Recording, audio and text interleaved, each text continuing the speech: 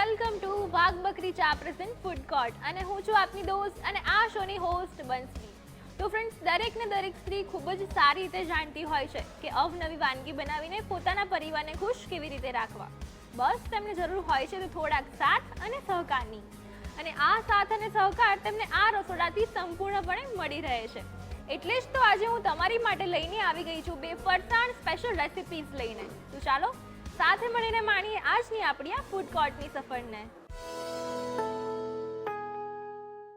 તો ફ્રેન્ડ્સ, આજની આપણી ફૂડ કોર્ટની સફરમાં આપણી સાથે જોડાયા છે શ્રી બાલાજી ગોરો મોલમાં આવેલી આગ્રા રેસ્ટોરન્ટના શેફ વક્તાવર સિંહ.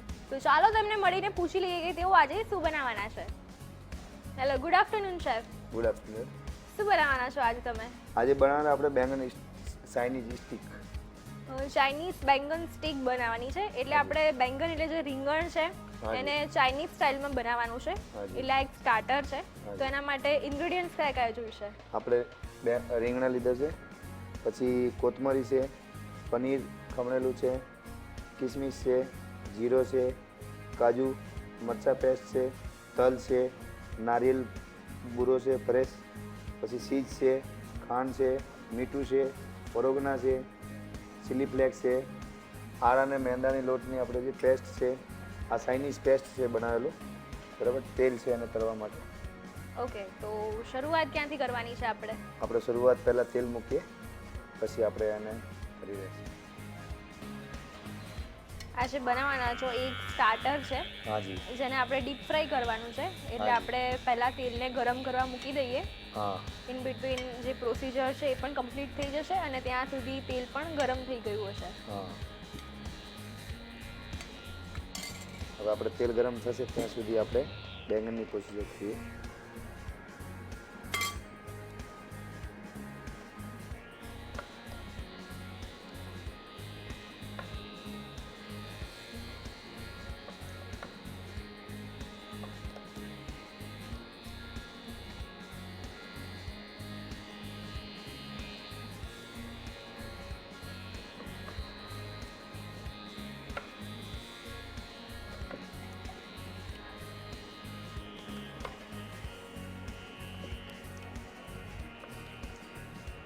રીંગણના 4 ભાગ કરીને આપણે એની પતલી પતલી સ્લાઇસીસ કાઢી દઈએ છે. હાજી. મોટું રીંગણું હોય તો 4 કરવા પડે, અને મીડિયમ સાઇઝ હોય તો 2 જ કરવા પડે.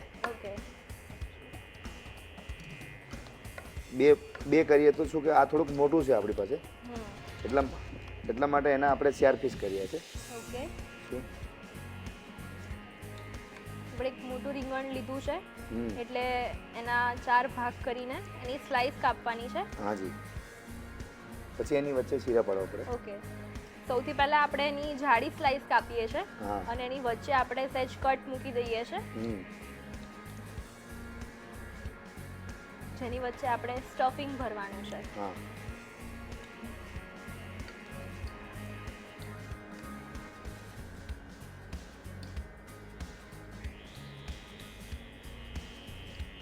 તો હવે આપણે એને શીરા પાડીને રેડી થઈ ગયા છે હવે રીંગણા. એટલે આપણે એને આ પનીર છે ખમણેલું. કેટલું લેવાનું છે પનીર? પનીર આપણે ઓછામાં ઓછું વધ્યું જઈને 50 ગ્રામ જેટલું, 60 ગ્રામ. 50 ગ્રામ જેટલું ખમણેલું પનીર લઈએ છે. એને એટલું ને એટલું ચીઝ લઈએ છે. 50 ગ્રામ પનીર લીધું છે અને એની સાથે આપણે 50 ગ્રામ જેટલું પ્રોસેસ્ડ ચીઝ લઈએ છે. 4-5 પીસ એમાં કિસમિસ નાખીએ છીએ. થોડુંક જીરું પણ ઉમેરીએ છીએ, કાચું. લીલી સૂકી દ્રાક્ષ, જીરું, અને કોથમરી, કાજુ ટુકડા,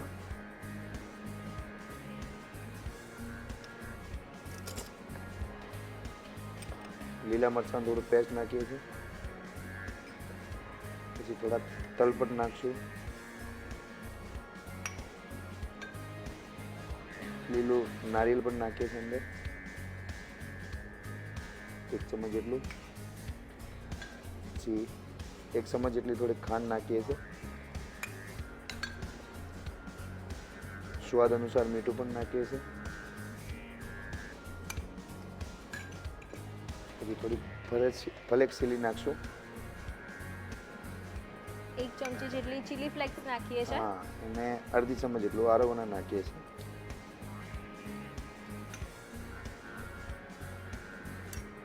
રીંગણ જે છે એ બહુ જ ઓછા લોકોને ભાવતા હોય છે હાજી. અને ઘણા લોકો તો રીંગણનું નામ પડે એટલે જ એને અવોઇડ કરી દેતા હોય છે. હાજી. પણ જો એમાં આવી રીતે ટેસ્ટમાં આપણે ફ્યુઝન કરીને બનાવીશું તો કોઈને ખબર જ નહીં પડે કે તેઓ શું ખાઈ રહ્યા છે. હા હા, બસ એટલા માટે. અને રીંગણમાં આયર્નનું પ્રમાણ પણ ખૂબ જ રહેલું હોય છે. હાજી.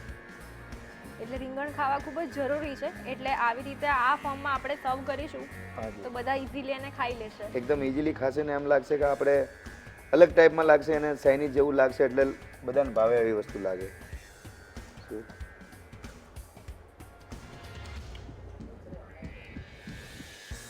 આમાં સ્ટોપેજ કરતી વખતે પણ ધ્યાન રાખવું પડશે, રીંગણું તૂટી પણ ન જાય અને થોડોક એમાં જે આપણે સ્ટોપેજનો જે કરીએ છીએ એ પણ થોડુંક આવવું જોઈએ, ઓકે. તાકી આપણે જે એને ફ્રાય કરીએ એમાં પણ થોડુંક ટૂંકમાં આમાં જ્યારે મોઢામાં જાય ત્યારે સ્ટોપેજ એનો ટેસ્ટ આપવું પડે, તો જ તમને રીંગણાનો ટેસ્ટ અલગ કરીને ખૂબ લાગશે. જ ડેલિકેટલી આપણે સ્ટફિંગ ભરવાનું છે, જેથી હાજી. કરીને રીંગણની વચ્ચે જે કટ કર્યો છે એના લીધે રીંગણ ખુલી ના જાય, ફાટી ના જાય બસ વચ્ચેથી. બસ. અને આનું નામ આપ્યું છે આપણે કે ચાઇનીઝ બેંગન સ્ટીક, એટલે ચાઇનીઝ ફ્લેવર છે અને ઉપરથી આપણે એમાં ચીલી ફ્લેક્સ ને ઓરેગાનો એટલે ઇટાલિયન ટચ પણ આપ્યો છે. હાજી. એટલે ખૂબ જ નવું ફ્યુઝન કર્યું છે રીંગણમાંથી તમે. હાજી.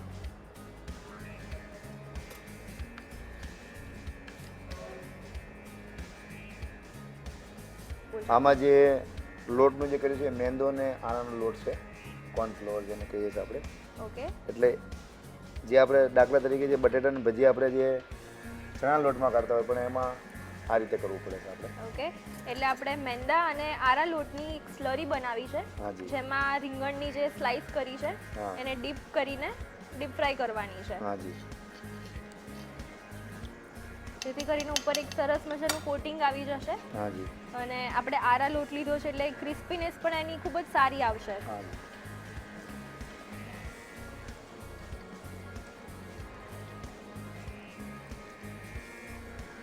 જેવી રીતે આપણે બટેકાના ભજીયા બનાવતા હોય છે હા. એની જે સ્લાઇસને આપણે ચણાના લોટમાં રગદોળીને ડીપ ફ્રાય કરતા હોય છે, પરંતુ આમાં જે રીંગણની જે સ્લાઇસ છે એને મેંદા અને આરા લોટની સ્લરી બનાવીને એમાં ડીપ કરીને પછી તળવાની છે. હા, જે આપણે ચાઇનીઝ મંચુરિયન બનતા હોય અને ચાઇનીઝ જે પનીરનું જે કહેતા હોય ચીલી પનીર બનતું હોય, એટલા માટે આને શું કે એનો ટેસ્ટ આપવા માટે એ જ કરવું પડશે આપણે. ઓકે.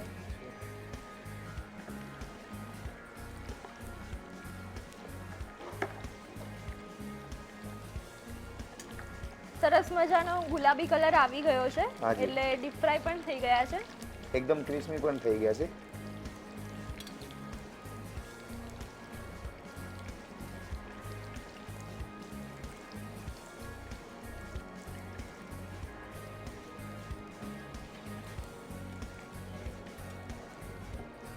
ખૂબ જ સરસ મજાનો ગુલાબી કલર આવી ગયો છે.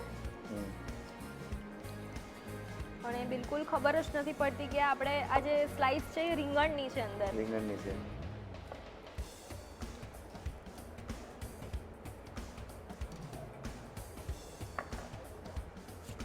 તો હવે આપણે આ પીસી જે આપણે કહેતા હતા ચાઇનીઝ ટચ આપવાનું છે એ તે હવે તૈયાર છે.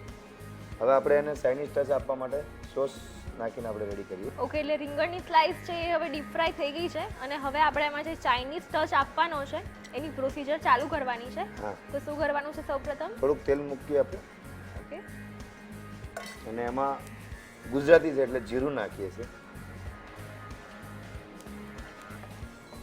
તેલ થોડું ગરમ થાય એટલે જીરું નાખીને ફ્રાય કરવાનું છે. હા.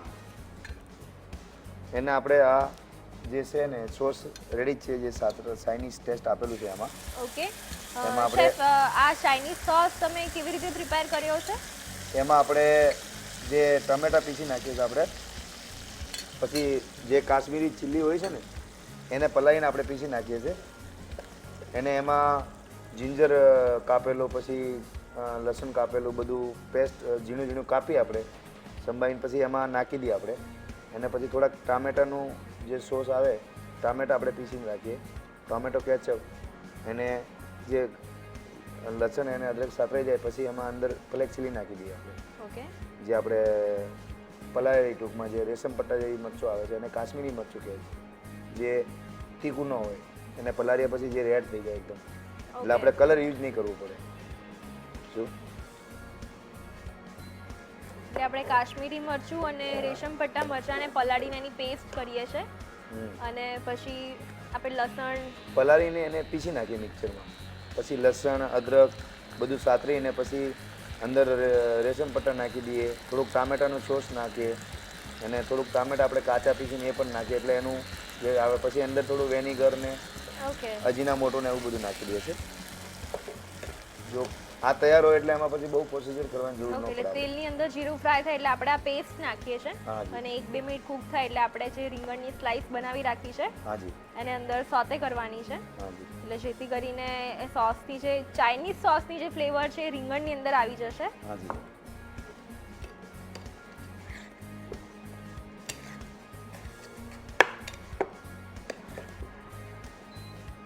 અને અંદર આપણે ચીઝ અને પનીરનું સ્ટફિંગ ભર્યું છે, એટલે ચીઝ પણ ખૂબ જ સરસ રીતે અંદર મેલ્ટ થઈ ગઈ હશે, હા. એટલે ખૂબ જ ચીઝી ફ્લેવરની બેંગન સ્ટીક રેડી થાય છે, જેમાં આપણે ચાઇનીઝ ટચ આપ્યો છે, હાજી એટલે ખૂબ જ ટેસ્ટી હશે અને જોવાથી તો કોઈને ખબર નહીં જ પડે કે આની અંદર રીંગણનો યુઝ કર્યો છે. હાજી અને આના ટેસ્ટ કરવા પછી લોકોનો વહેમ દૂર થઈ જશે કે મને રીંગણ નથી ભાવતા, બસ બસ એ લોકો રીંગણ ખાતા થઈ જશે. હાજી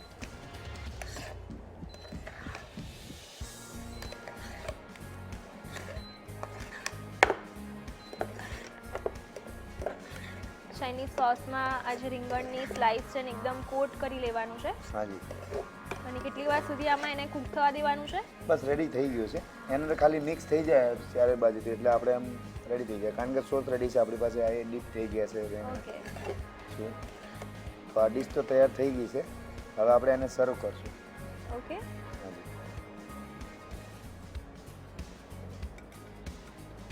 સર્વિંગ પ્લેટમાં કાઢીને આપણે એને સર્વ કરીએ છીએ. હાજી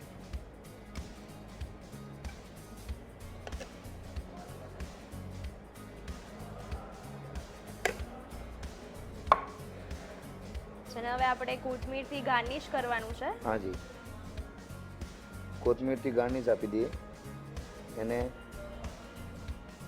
થોડું નારિયેલથી પણ ગાર્નિશ આપી દઈએ. જો કે ચાઇનીઝમાં નારિયેલ નથી વપરાતું, પણ આપણે અત્યારે ફ્યુઝન રેસીપી બનાવી છે, હા. એટલે ઇન્ડિયન ટેસ્ટ પ્રમાણે આપણે જે પણ ઇન્ડિયન ઇન્ગ્રેડિયન્ટ છે યુઝ કરવા હોય તો કરી શકાય છે, કરી શકાય અને એક નવો ટેસ્ટ ક્રિએટ પણ કરી શકાય છે. હાજી તો આપણે આ બેંગન ચાઇનીઝ સ્ટીક તૈયાર થઈ ગયા છે. Okay, thank you so much chef. Welcome.